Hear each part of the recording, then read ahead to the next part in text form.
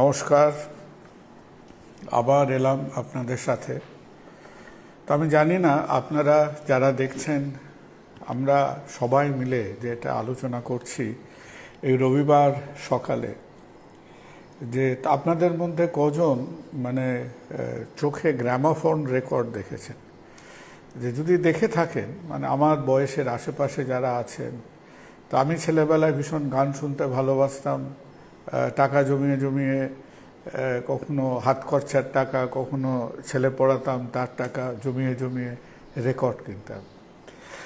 আর এই রেকর্ডগুলোর একটা বদভ্যাস ছিল যে রেকর্ডগুলো কেটে যেত, এবং সেখান থেকে একটা কথার উৎপত্তি হয়েছিল, সেটাকে বলতো কাটা রেকর্ড। যে বারবার বারবার বারবার এই একই কথা বলে যাচ্ছে, আমরা একই প্রসঙ্গে কথা বলছি, আমরা কিন্তু একই কথা বলছি না। কারণ আমরা যে ইস্যুটা নিয়ে আমি আপনি যারা বলছি, ভাবছি, শুনছি, তারা মনে করছি যে আজকে আমাদের রাজ্যে আমাদের সাধারণ মানুষের বেঁচে থাকার জন্য, তার জীবন জীবিকার জন্য this is an important issue, this is a vital issue. এটা ঠিক গোঁজামিল দেওয়ার ব্যাপার না, বা এটা হালকার ওপর দিয়ে মেরে দেবো, আগে গণ্ডগোল হোক তারপর দেখা যাক, আগে তো মুভমেন্ট, তারপর আমি আগুনটা তো আগে জ্বালাই, তারপর আগুনের পরে যজ্ঞ হলো না ছাই বেরোলো সেটা পরে দেখব। এটাকে এইভাবে নিলে চলবে না। কয়েকটা কথা আপনাদের সামনে বলি, যে আমরা আগের বার আপনাদের সামনে ফেসবুকের মাধ্যমে এবং কিছু কিছু টেলিভিশন চ্যানেলের মাধ্যমে কারো কারো দুটো একটা কথা আমাদের একটু ক্ল্যারিফাই করা দরকার। তার মধ্যে প্রথম একটা ক্ল্যারিফিকেশন হচ্ছে যে এই যে আমরা কথাটা বলছি না, যে সবার জন্য স্বাস্থ্য, ইউনিভার্সাল হেলথ কেয়ার, এই ইউনিভার্সাল হেলথ কেয়ারের সহজ মোটা বাংলা ভাষায় এই ব্যাপারটা কি? ইউনিভার্সাল হেলথ কেয়ার হলো যেখানে 100টা মানুষ আছে, তাহলে তার জাতি, ধর্ম, আর্থিক অবস্থা, আয় নির্বিশেষে আমাদের সেই স্বাস্থ্য ব্যবস্থা পরিষেবা সেই 100টা মানুষের কাছেই যাবে, সেটাকে বলে ইউনিভার্সাল হেলথ কেয়ার। তাহলে ইউনিভার্সাল হেলথ কেয়ার যদি কে দেয়? ইউনিভার্সাল হেলথ কেয়ার সাধারণত গভর্নমেন্ট দেয়। গভর্নমেন্ট কিভাবে দেয়? গভর্নমেন্ট হাসপাতালের মাধ্যমে দেয়। কিছু কিছু দেশে সম্পূর্ণ স্বাস্থ্য ব্যবস্থাটা গভর্নমেন্ট, সবকটা হাসপাতাল গভর্নমেন্টের আন্ডারে থাকে, সেটা হচ্ছে ন্যাশনালাইজড হেলথ কেয়ার। আমরা হচ্ছি কিছুটা হাফ হেলথ কেয়ার। আমাদের কিছু গভর্নমেন্ট হসপিটাল আর বেশ অনেক ছোট বড় মাঝারি প্রাইভেট হসপিটাল আছে। তাহলে আজকে গভর্নমেন্ট স্বাস্থ্য সাথীর মধ্যে দিয়ে যা 2016-এ যা শুরু হলো, 2020-তে চেষ্টাটা কি? আবার সহজ বাংলায় বুঝুন, সহজ ভাষায় এর চেষ্টাটা হলো ভালো চেষ্টা, ভালো প্রচেষ্টা। চেষ্টাটা হলো প্রথমত 2020-র খুব সম্ভবত নভেম্বর বা ডিসেম্বরে যে মুভমেন্টটা এলো, যে আমরা কিছু সিলেক্ট গ্রুপ থেকে এটা সবার জন্য করে দিলাম।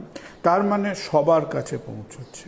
সবার কাছে কি করে পৌঁছচ্ছে? সবার কাছে তো কেবল আমাদের গভর্নমেন্ট হসপিটালের মধ্যে দিয়ে পৌঁছবে না, কারণ অত গভর্নমেন্ট হসপিটাল আমার হাতে নেই। আমার হাতে অ্যাবাউট 1200-1300 গভর্নমেন্ট হসপিটাল আছে। আর আমরা যেটা আগেও বলেছি যে পশ্চিমবঙ্গে প্রাইভেট হসপিটালের সংখ্যায় কম, মেরে কেটে 700-750 প্রাইভেট হসপিটাল আছে। এর মধ্যে কিছু ছোট, কিছু মাঝারি, কিছু বড়। তাহলে গভর্নমেন্ট যখন সবাইকে স্বাস্থ্য ব্যবস্থা দেওয়ার চেষ্টা করছে, তখন গভর্নমেন্ট চেষ্টা করছে যে গভর্নমেন্ট হসপিটালের মধ্যে তো চিকিৎসা চলছেই। প্রাইমারি, সেকেন্ডারি, টার্সিয়ারি লেভেলে গভর্নমেন্ট হসপিটালরা অলরেডি তাদের প্রায় পরিপূর্ণ ক্ষমতা নিয়ে, তাদের ম্যাক্সিমাম ক্যাপাসিটি নিয়ে তারা কাজ করছে। কিন্তু তাতেও তো আমি সবাইকে দিতে পারছি না, তাই আমি অ্যাডিশনাল ক্যাপাসিটি নিলাম প্রাইভেট হসপিটালে। এবার প্রাইভেট হসপিটালকে চিকিৎসা করলে তার যে খরচাটার ব্যাপার থাকে, সেটা আমি স্বাস্থ্যসাথী স্কিমের মধ্যে নিয়ে এলাম। এবং স্বাস্থ্যসাথী স্কিমে যখন আমি নিয়ে আসছি, প্রশ্ন আছে এখানে। আপনারা কেউ কেউ একটা খুব মৌলিক এবং ইম্পর্টেন্ট কোয়েশ্চেন করেছেন। এই ইম্পর্টেন্ট কোয়েশ্চেনটা হলো যে গভর্নমেন্ট যদি সবাইকেই ইন্স্যুরেন্স দেবে, হেলথ কেয়ার দেবে, তাহলে কার্ডের কি দরকার ছিল? Very good question. কেন কার্ডের এখানে দরকার ছিল? কারণ গভর্নমেন্ট যে এটা দিচ্ছেন যে চিকিৎসা করে যাও, আর গভর্নমেন্ট আর পয়সার ভাঁড়ার, তার পয়সার সিন্দুক খুলে দিয়ে সবাইকে পরপর পয়সা দিয়ে যাবে, সেভাবে এটা হয়নি।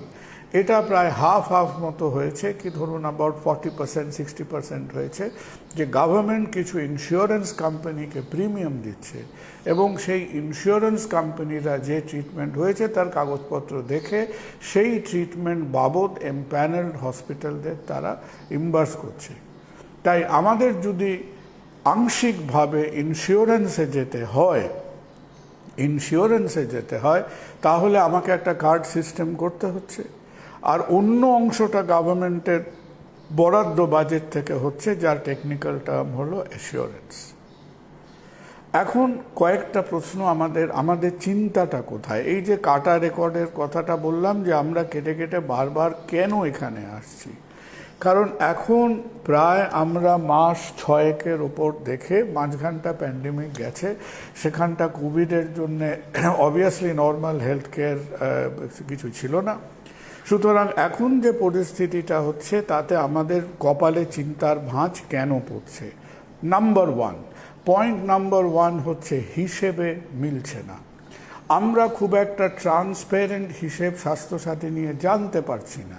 আমরা যারা স্বাস্থ্য এইসব কাজকর্মের মধ্যে আছি, আমরা দেয়ালে কান পাচ্ছি, দরজায় গিয়ে কান পাচ্ছি, বড় বড় লোকেদের সঙ্গে যখন দরকার হচ্ছে, বড় বড় লোকেরা আমাদের সঙ্গে দেখা সাক্ষাৎ করে না, তখন তাদের হাতে পায়ে ধরে বলছি, দাদা ঠাকুররা আপনারা কি বুঝছেন? তো আমাদের স্বাস্থ্য ব্যবস্থার দাদা ঠাকুররা আমাদের যেটা বলছেন সেটা হলো যে স্বাস্থ্য ব্যবস্থার এখন ধরুন এই যে সবাইর জন্য প্রায় 10 কোটি জনসংখ্যা 7 কোটিকে কার্ড দিয়ে দেবার পর ধরুন আমার মাসে খরচা হচ্ছে 300 কোটি টাকা, তাতেও আমরা কুলিয়ে উঠতে পারছি না। কিন্তু আমার মতো নিরেট মূর্খ যারা, তারা এখন দেখছে যে অঙ্কের হিসেবটা মিলছে না।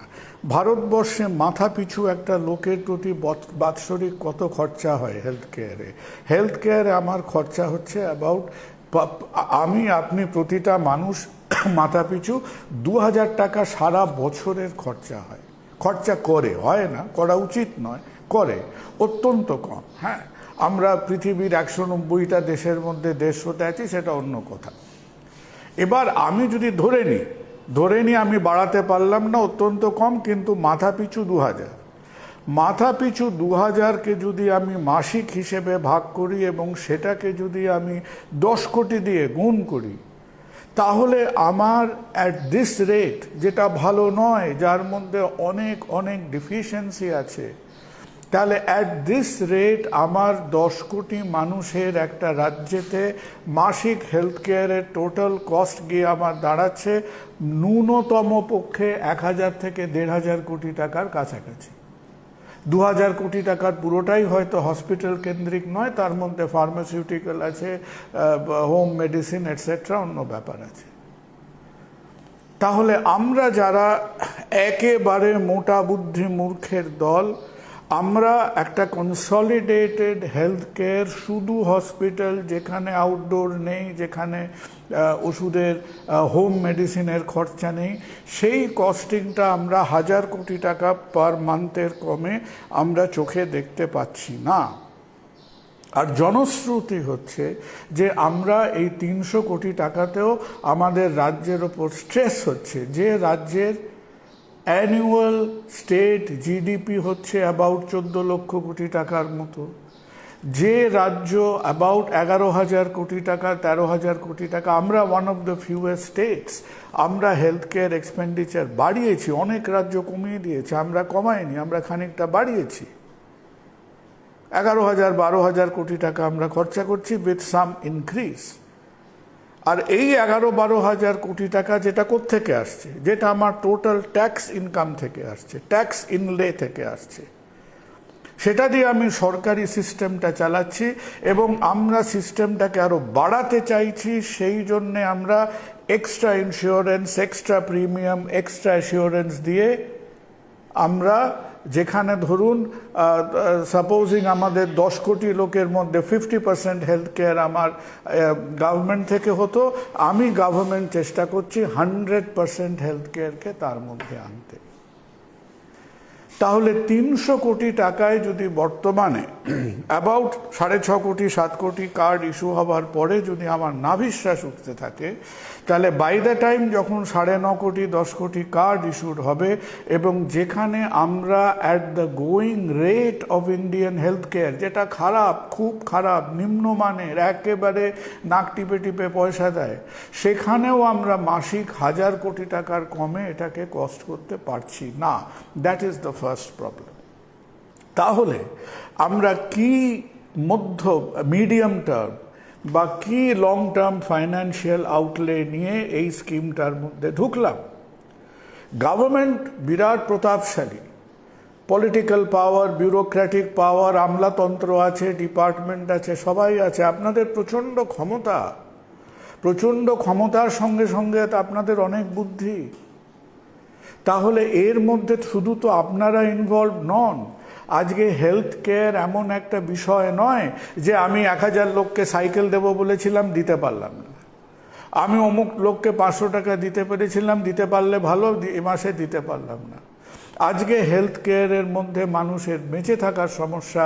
একদিকে গভর্নমেন্ট আছে, একদিকে মানুষ আছে, আর মাঝখানে 700-র ওপরে নন গভর্নমেন্টাল চিকিৎসা প্রতিষ্ঠানরা আছেন, যাদের মাধ্যমে আমাদের এটা দেওয়া উচিত বা দেওয়া দরকার। তাহলে প্রথম যে জিনিসটা আমরা কিছুটা আমাদের চিন্তা থাকছে, আমি তো বলছি যারা আমরা খানিক বছর কাজকর্ম করেছি এবং আমরা যারা খানিকটা আমরা সর্ট অফ সেমি বা ক্রিমিনালস ইন সোসাইটি, যারা বেসরকারি সিস্টেমে কাজ করেছি, ওই যে বেলাগাম বেসরকারি সিস্টেম বলে বহু সান্ধ্য নিউজ বুলেটিন শুরু হয়, সেই সিস্টেমে আমাদের কোনো মতে গা বাঁচিয়ে বেঁচে থাকতে হয়েছে গত 25 বছর ধরে। যারা আমরা লেনদেনের, আমরা আয় ব্যয়ের হিসেবটা খানিকটা বুঝি, আমাদের চোখের সামনে হিসেবটা মিলছে না, point number 1। So we ask the government a fundamental question, যে ইউনিভার্সাল হেলথ কেয়ার। আমি সেদিন রাত্রির বেলা বসে ভারতবর্ষের 30টা স্টেটের স্টেট বাই স্টেট দেখছিলাম যে কটা স্টেটে একেবারে প্রত্যেকটা মানুষের জন্য কারা করতে পেরেছে। আমাদের ওপরে কারা আছে, যাদের টাকা পয়সার ট্যাকের জোর আমার আপনার থেকে একটু বেশি।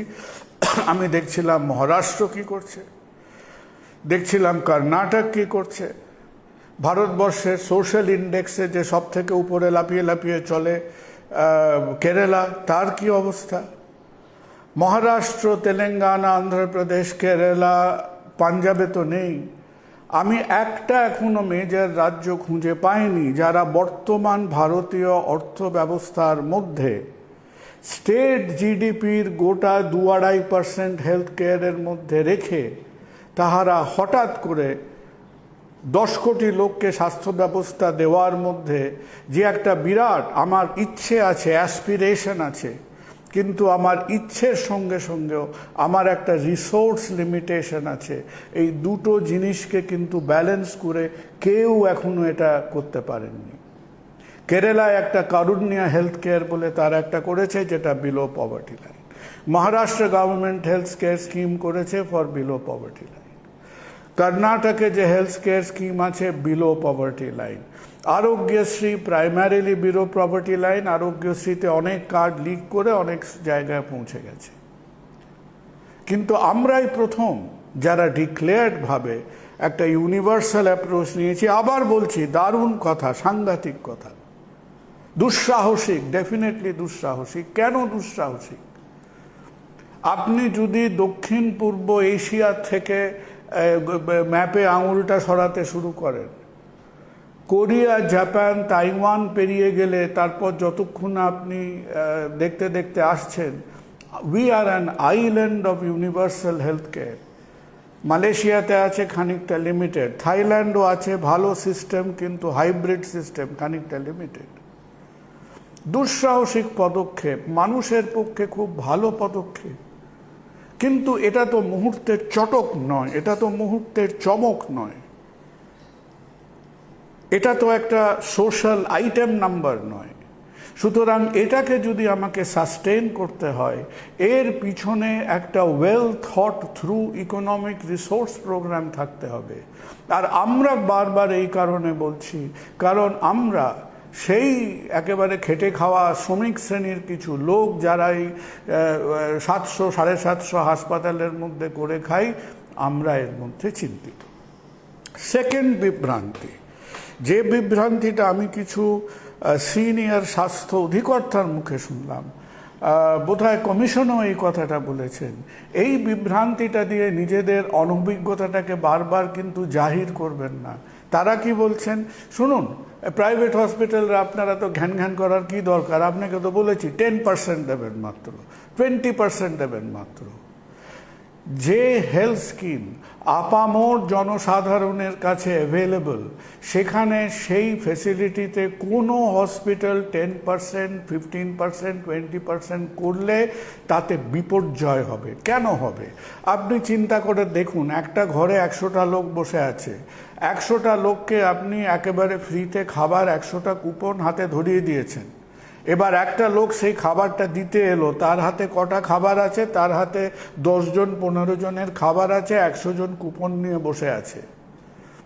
এবং তখন আপনি বলে দিলেন, আরে আমি তো ওই লোকটাকে বলেছি খালি 15 জনের খাবার দেবে, বাকি 85 জন যাও ভাই, পেটে গামছা বেঁধে বাড়ি যাও, পাবে না, খাওয়ার হলো না আজকে। আপনি বুঝতে পারছেন কি অরাজকতা, রক্তারক্তি কাণ্ডটা সেখানে শুরু হবে। সুতরাং একবার নয়, দুবার নয়, তিনবার নয়, চারবার নয়, আমি অন্তত 2 সপ্তাহে 15 বার বিভিন্ন জায়গায়, আমি তো ঢুকতে পারি না বড় বড় জায়গায়, ওই জন্য আমি দেয়ালে কান পেতে, মেঝেতে কান পেতে এই কথাটা শুনলাম, ডাক্তারদের মুখে শুনলাম। হেলথ কেয়ার ডেলিভারি অনেক সময় সবচেয়ে কম বোঝেন ডাক্তাররা, এবং যে ডাক্তাররা ক্ষমতার যত কাছাকাছি আমি দেখেছি তারা আরও কম বোঝেন হেলথ কেয়ার ডেলিভারিটা। সুতরাং a scheme which is universal by definition and which is available to every people, আপনি একটা স্বাস্থ্য প্রতিষ্ঠানে কখনোই সেখানে 10%, 20% করলে আপনি নিজের উপরে নিজে অরাজকতা ডেকে আনছেন। থার্ড কোয়েশ্চেন, দুটো কথা হয়েছিল, সেটা এখন গত 7 দিনে শোনা যায়নি, তার আগে হঠাৎ আমরা শুনলাম গভর্নমেন্ট সেক্টরে স্বাস্থ্যসাথী কাজ লাগছে, সেটা গভর্নমেন্টের বিবেচনা। সেকেন্ড কথাটা হলো যে গভর্নমেন্ট সেক্টরে স্বাস্থ্যসাথী লাগার, এই যে আমরা বলছিলাম হিসেবে মিলছে না, আমি হিসেবের পয়েন্ট অফ ভিউ থেকে আপনার কাছে, কারণ যেহেতু আমি কঠিন কথা বুঝি না, আমি একদম একেবারে নিরেট বোকা বাঙালি, আমি 100 টাকার হিসেবে আপনাকে বোঝাচ্ছি। গভর্নমেন্ট আগে খরচা করতেন 100 টাকা, আরও ভালো বেশি স্বাস্থ্য পরিষেবা দেবেন বলে গভর্নমেন্ট এখন খরচা করলেন 200 টাকা। এই যে বাড়তি 100 টাকাটা আমি খরচা করলাম, সেই 100 টাকা তো আমার অলরেডি যে 100 টাকা দিয়ে গভর্নমেন্ট হেলথ কেয়ার সিস্টেম হচ্ছে, ট্যাক্সের কোত্থেকে হচ্ছে? ট্যাক্স রেভিনিউ থেকে হচ্ছে। আমি স্টেট বাজেট থেকে এক্সট্রা 100 টাকা দিয়ে আমি হেলথ কেয়ার অ্যাভেলেবিলিটিটাকে এক্সপ্যান্ড করলাম ইন্স্যুরেন্স অ্যাসিওরেন্স করে। এবার গভর্নমেন্ট সেক্টরে যদি আমি সেই কার্ডের মাধ্যমে টাকাটা ঢোকাই, তার মানে আমি সেই এক্সট্রা 100 টাকার 50 টাকা আবার গভর্নমেন্ট বাজেটে ঢুকিয়ে দিলাম। তার মানে আমার এফেক্টিভ যে হেলথ কেয়ার বাজেট নিয়ে আমার মনের ইচ্ছে, প্রাণের ইচ্ছে যে আমি দেশের আপামর নাগরিককে আমি স্বাস্থ্য পরিষেবা দেব, সেটা 200 রইল না, সেটা 150 হয়ে গেল, কারণ আমি নিজেকে নিজে সাবসিডাইজ করলাম from my health care scheme. That is the first thing. আর কেউ যারা হেলথ বাজেটিং নিয়ে কিছু প্রশ্ন তুলেছেন যে ইন্স্যুরেন্স মানি যদি আমরা গভর্নমেন্ট হেলথ কেয়ারে ঢোকাই, তাহলে একদিকে ট্যাক্স ফান্ডিং, একদিকে ইন্স্যুরেন্স ফান্ডিং নিয়ে আমরা the very basic nature of financing government health care, এটার মধ্যে আমরা এফেক্ট করছি কি করছি না, তারও একটা প্রশ্ন থাকছে। আর যে সময়টার মধ্যে অলরেডি গভর্নমেন্ট হসপিটালদের নিঃশ্বাস ফেলার সময় নেই, কত মানুষ অপেক্ষা করছেন সমস্ত ডিস্ট্রিক্ট হসপিটাল, টিচিং হসপিটাল, বড় বড় হাসপাতালে, সেখানে একেবারে বন্যার মতো মানুষরা চিকিৎসার জন্য আসছেন। তাদের ধরে ধরে যাদের কার্ড নেই তাদের কার্ড হবে, তারপর চিকিৎসা হবে, তারপরে তারা চিকিৎসা পাবেন। এই যে সিম্পল লজিস্টিক্স চেইন যেটা, এইটাকে একটা মোটামুটি এফিশিয়েন্টলি করাটা আমার মনে হয় এটা প্রায় একটা তৃতীয় বিশ্বযুদ্ধ হলেও হতে পারে আর কি। That is a very difficult step to take. সুতরাং এর ফাইন্যান্সিয়াল র্যাশনালিটিটা আমি বুঝলাম না। আর এটাকে ইমপ্লিমেন্ট করতে গেলে যে একটা বিশাল আমার অ্যাডমিনিস্ট্রেটিভ রিভিশন রাখবে এই মুহূর্তে, যখন আমরা বেসিক স্কিমটাকে আমরা খাড়া রাখতে বেশ খানিকটা চিন্তার ভাঁজ পড়ছে কপালে, that seems to be a very doubtful mechanism at this point of time. তাহলে আমরা কি বলার চেষ্টা করছি? আমরা বলার চেষ্টা করছি যে আমরা এখানে কমেন্টেটর হিসেবে নয়, আমরা এখানে ক্রিটিক হিসেবে নয়, আমরা সেই ব্যবস্থার মধ্যে সেই ইন্ডাস্ট্রির একজন শ্রমিক হিসেবে, সেই ইন্ডাস্ট্রির একজন টেকনিক্যাল পার্সোনেল হিসেবে বলছি যে হ্যাঁ, আমাদের কপালে চিন্তার ভাঁজ আছে যে আমরা কিভাবে আগামী 2 মাস, 4 মাস, 6 মাস, 8 মাস এটাকে আমরা চালাব। তাহলে এই যে গভর্নমেন্টের হাতে ব্যাপারগুলো আছে, গভর্নমেন্টের কাছে, হেলথ ডিপার্টমেন্টের যারা একেবারে সাংঘাতিক প্রাজ্ঞ বিজ্ঞ হেলথ সেক্রেটারি, হেলথ ডিপার্টমেন্ট প্রত্যেকটা আছে। আমি নামও জানি না, কারণ আমার বড় বড় লোকেদের নাম জানার প্রয়োজন হয়নি এতদিন জীবনে। আমি মোটামুটি আমার কাজকর্ম করে, টুকটাক কাজকর্ম করে দিন চালিয়ে নিতাম। তাদের অনুরোধ হচ্ছে আপনি হেলথ প্রাইভেটের এই যে বিভিন্ন সেক্টরের সঙ্গে এনগেজ করুন। প্রাইভেট হেলথ কেয়ারকে মনে রাখবেন যে 4টে বড় হাসপাতালের সঙ্গে চা বিস্কুট খেয়ে কথা বললে প্রাইভেট হেলথ কেয়ারের সঙ্গে এনগেজ করা হবে না। প্রাইভেট হেলথ কেয়ারকে আপনাকে এনগেজ করতে গেলে স্মল স্কেল নার্সিং হোমদের সঙ্গে এনগেজ করতে হবে, middle scale health care hospitals nursing home সঙ্গে এনগেজ করতে হবে, এবং তারপরে একেবারে মুষ্টিমেয় হাতে গোনা যে কটা বড় হসপিটাল আমাদের কাছে আছে তাদের সঙ্গে আপনাকে এনগেজ করতে হবে। কেন? কারণ each segment, small scale, medium scale, large scale, each সেগমেন্টের তার নিজস্ব কিছু চারিত্রিক বৈশিষ্ট্য আছে, তাদের নিজস্ব কিছু সমস্যা আছে, তাদের নিজস্ব কস্ট ইকোনমিক্সের কিছু কিছু তফাৎ আছে।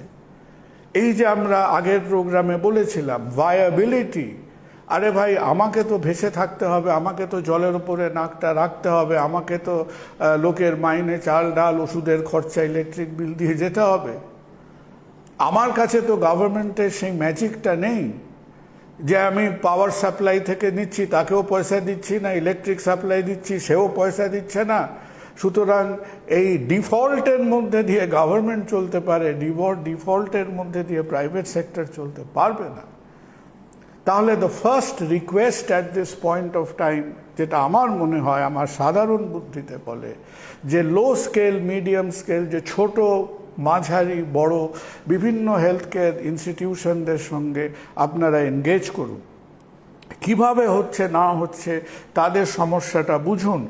আপনাদের নিশ্চয়ই মাথার পিছনে একটা অঙ্কের হিসেব আছে যে কিভাবে আমি কতটা তেল গাড়িতে ভরে কত দূর যেতে চাইছি।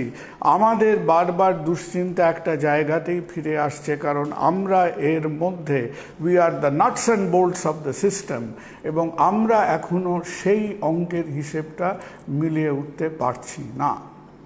আর দোহাই আপনাদের, বারবার ওই কথাটা, অমুকে শুধু দুর্নীতি করছে, অমুকে চুরি করে পয়সা বার করছে। আজকে দুর্নীতি যদি আপনি পুরোটা রুখতে পারতেন তাহলে রাস্তা তৈরি হতো না। আপনি কোন রাস্তায় কতটার উইডথের টেন্ডার দিয়েছেন আর গিয়ে দেখুন যে প্রতিটা রাস্তা 10 ফুট করে শর্ট, তো রাস্তা তো এখনো তৈরি হচ্ছে, তাহলে সেখানে কি দুর্নীতি হয়নি? কয়লা দুর্নীতি নিয়ে তো মানে রামায়ণ মহাভারত 4 বার লেখা হয়ে যাবে, তা বলে কি কয়লায় করা খনি মাইন করা বন্ধ করে দিয়েছেন? কি করেছেন?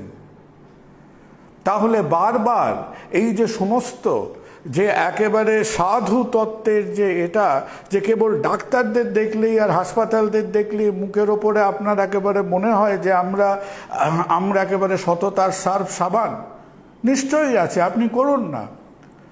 আরেকদিন একটা প্রোগ্রামে বলবো, এই যে কিছু কিছু বিলিং ইররেগুলারিটি হয়েছিল বলে বাচ্চাদের একটা হার্ট অপারেশনের প্রোগ্রাম আছে, তাকে শিশু সাথী বলে, সেটাকে এমন রেগুলেট করা হয়েছে যে এখন আমাদের রাজ্যে জন্মগত হার্ট ডিজিজ নিয়ে যে বাচ্চারা জন্মাচ্ছে, আমার আন্দাজ যে আমরা তাদের টোটাল সার্জারির পরিমাণটা, যেটা অনেকটাই সেন্ট্রাল গভর্নমেন্ট ফান্ডিংয়ে হয়, যে অনেকটাই আমরা হয়তো সেটাকে 5 ভাগের 1 ভাগে নিয়ে এসেছি।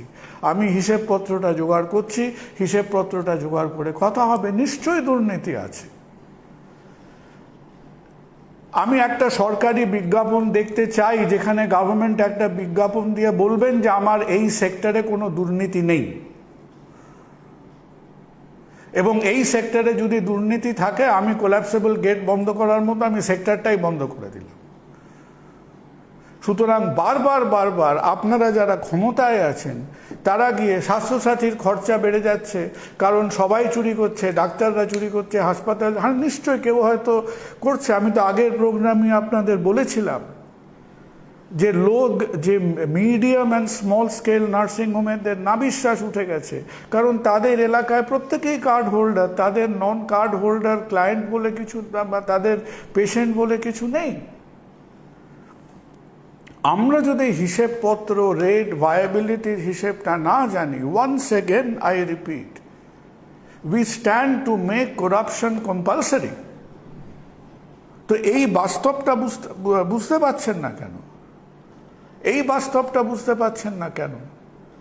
আর তারপরে দেখুন, যেটা আজকে যদি আমরা এই জিনিসটাকে মধ্যে আমাদের কেন এনগেজ করতে হবে, কারণ এনগেজ করে ভাবতে হবে যে ঠিক আছে আমরা একেবারে বদ্ধপরিকর, আমার মধ্যে সেই ধনুর্ভঙ্গের বন আছে যে আমরা স্বাস্থ্যসাথী এইভাবে চালাবো, আমি চাই স্বাস্থ্যসাথী এইভাবে চলুক, তাহলে অবভিয়াসলি আমার অ্যাডিকুয়েট ফাইন্যান্সিয়াল অ্যালোকেশন করতে হবে।